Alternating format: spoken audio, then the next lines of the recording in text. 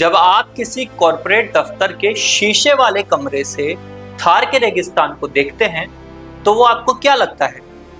एक खाली बंजर जमीन, एक ऐसा खाली कैनवास जहां विकास की कोई भी इमारत खड़ी की जा सकती है। शायद इसी नजरिए ने हमारी सबसे बड़ी त्रासदी को जन्म दिया। नमस्कार, मैं हूं निखिल और आप देख रहे हैं बीबीसी राजस्थान। ये कहानी सिर्फ राजस्थान के कुछ पेड़ों के कटने की नहीं, ये कहानी है एक व्यवस्था की जो हर उस चीज को निगल लेना चाहती है जिसे पैसे से कभी तोला नहीं जा सकता। आज हम उस टकराव के बीच खड़े हैं जहां एक तरफ मुनाफे की अंधी भूख है और दूसरी तरफ ओरण, वो पवित्र जंगल जिन्हें बचाना अब सिर्फ एक समुदाय की नहीं बल्कि पूरे अस्तित्व की लड़ाई बन चुका है। सैकड़ों सालों से राजस्थान के ग्रामीण समाज ने प्रकृति के साथ तालमेल बिठाकर जीने का अपना एक अनोखा तरीका बनाया है। उन्होंने रेगिस्तान के बीच कुछ इलाकों को छुआ तक नहीं, इन इलाकों को ओरण कहा गया। स्थानीय देवताओं के नाम पर छोड़े गए ये पवित्र उपवन सिर्फ आस्था का केंद्र नहीं है, ये एक बेहद जटिल और वैज्ञानिक वाटर हार्वेस्टिंग सिस्टम है। ये वो जगह है जहां खेजड़ी और रोहिड़ा के पेड़ भूजल को बांध कर रखते हैं, जहां गोड़ावन जैसे विलुप्त होते पक्षी सांस लेते हैं।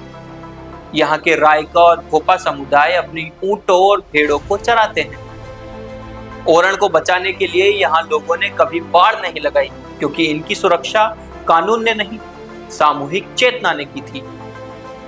लेकिन पूंजीवाद उस भाषा को शायद नहीं समझता जो कागज पर दर्ज न हो।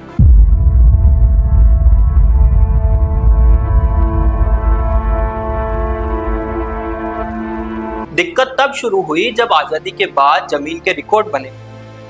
अंग्रेजों के जमाने वाली सोच रखने वाले हमारे सरकारी महकमों ने इन सदियों पुराने जंगल को सिर्फ एक शब्द में समेट दिया, वेस्टलैंड, यानी बेकार पड़ी जमीन। और यहीं से पूंजीपतियों के लिए दरवाजे खुल गए। अगर जमीन बंजर है तो उसका अधिग्रहण करना आसान है। पिछले एक दशक में ग्रीन एनर्जी यानी हरित ऊर्जा के नाम पर एक नया छलावा शुरू हुआ। बड़ी बड़ी कंपनियों ने सौर ऊर्जा और पवन ऊर्जा के मेगा प्रोजेक्ट्स के लिए इन्हीं ओरणों को अपना निशाना बनाया। जरा इस विडंबना को समझिए।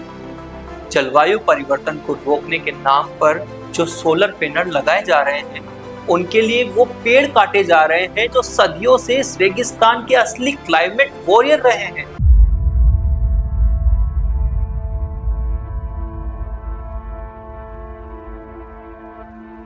जब मशीनें ओरण में घुसी तो एक खामोश युद्ध शुरू हुआ और ये लड़ाई सुप्रीम कोर्ट तक पहुंची।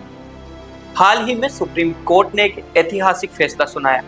अदालत ने स्पष्ट किया कि ओरण भी डीम्ड फॉरेस्ट यानी माने गए जंगल की श्रेणी में आते हैं। सुप्रीम कोर्ट ने 1996 के TN गोदावरमन फैसले को आधार बनाते हुए कहा कि जंगल का मतलब सिर्फ वो नहीं जो सरकारी फाइलों में दर्ज है, बल्कि हर वो इलाका जो शब्दकोश के अर्थों में जंगल है, उसे जंगल माना जाएगा।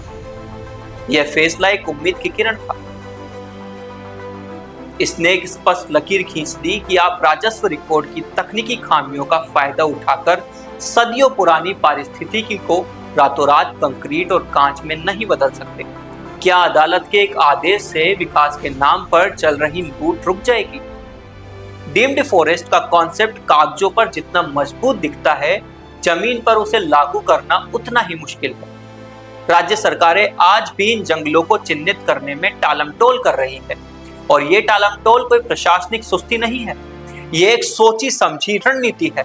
क्योंकि जिस दिन इन ओरणों को आधिकारिक तौर पर जंगल मान लिया गया, उस दिन कॉर्पोरेट घरानों को हजारों एकड़ मुफ्त जैसी जमीन मिलना बंद हो जाएगी। ये टकराव सिर्फ पर्यावरण बनाम विकास का नहीं, ये असल में इस सवाल का है कि विकास आखिर किसके लिए, और सबसे जरूरी बात, किसकी कीमत पर।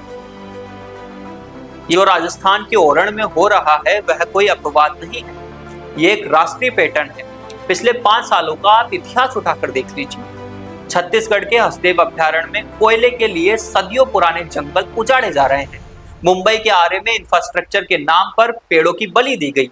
ओडिशा में नियमगिरी में बॉक्साइट खनन के लिए डोंगरिया कांध आदिवासियों के पवित्र पहाड़ को खोखला करने की कोशिश हुई और अरावली के पहाड़ों को तो खनन माफियाओं ने नक्शे से ही गायब कर दिया।